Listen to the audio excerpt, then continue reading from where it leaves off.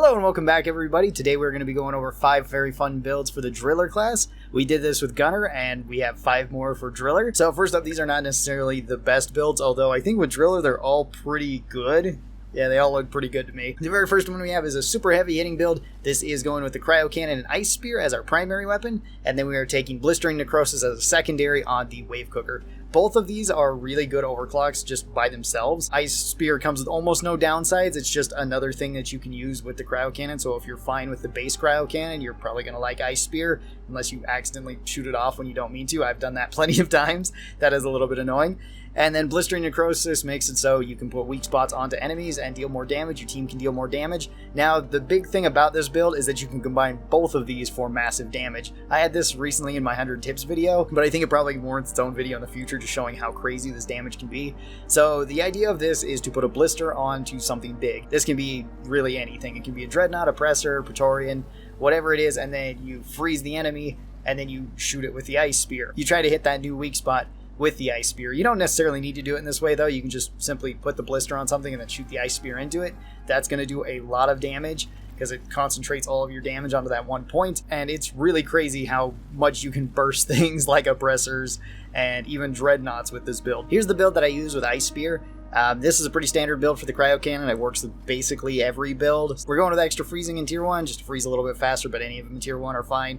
Extra ammo in tier 2 and 4, this is just so that we can use Ice Spear more often. Flow rate in tier 3, I just really like that one. And then Cold Radiance in tier 5. Again, this is really flexible though, so you can build it however you like. Think of this just as a base Cryo Cannon, and however you like building your base Cryo Cannon, you would do that. If you do plan on using Ice Spear, I would recommend taking the ammos, or at least one of the ammos, because you can eat through ammo with it pretty quick. And then this is the way that I build the Wave Cooker with Blistering Necrosis.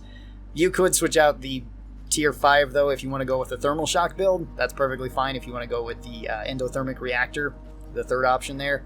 I like going with the Explosives. Explosives just can kind of give you some crowd clear there. Other than that, ammo, cooldown, slowdown, and extra AoE. Again, this is pretty flexible though too. Pick whichever one you'd like.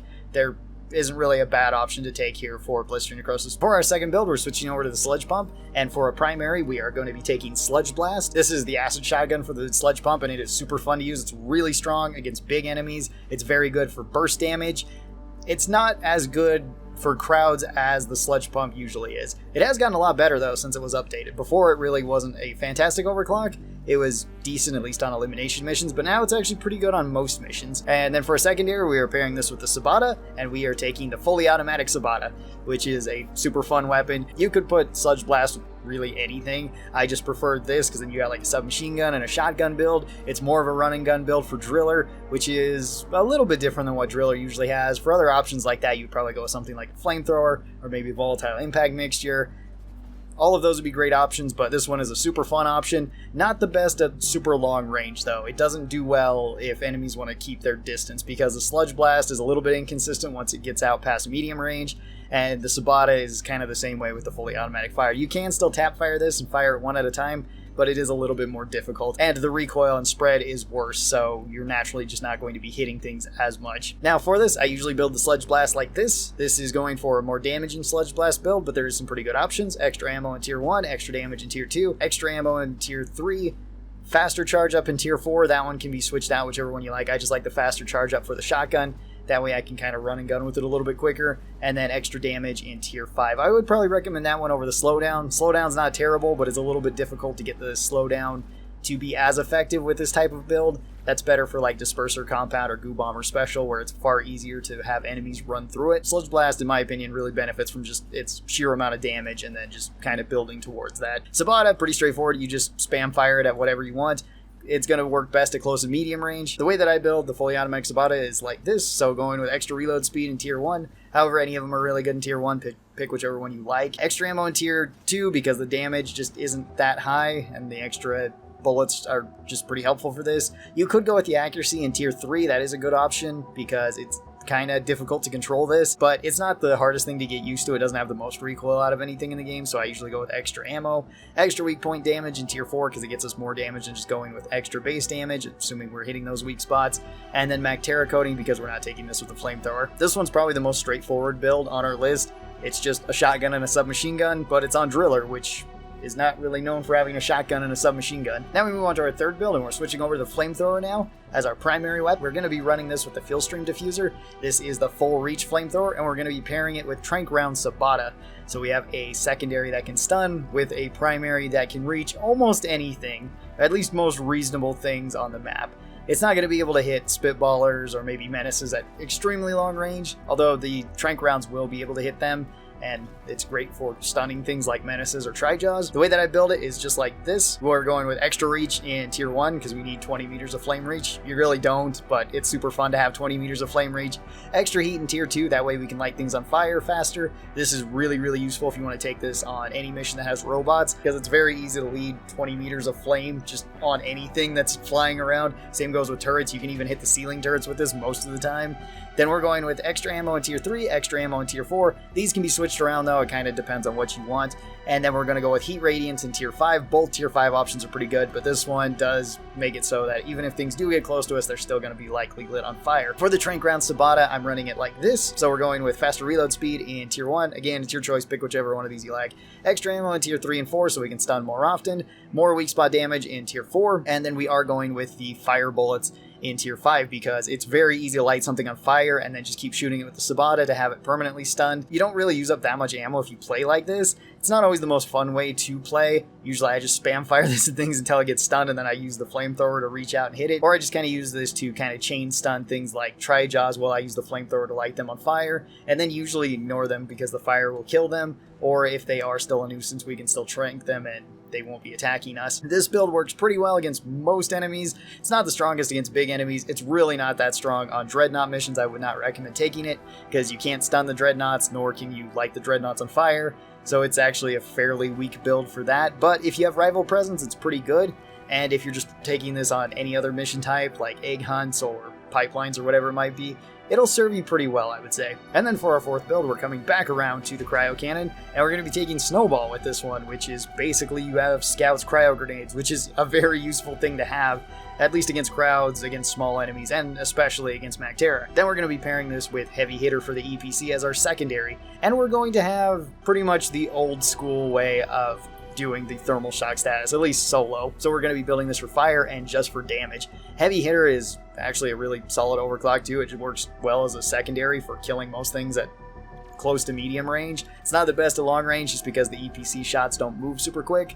But anyway, this is the way that I build Cryo Cannon. So as you can see, it's the same exact build that we used for the Ice Spear. The main idea with this one too is to take extra ammo so that we can freeze more often, so that we can use the snowballs more often.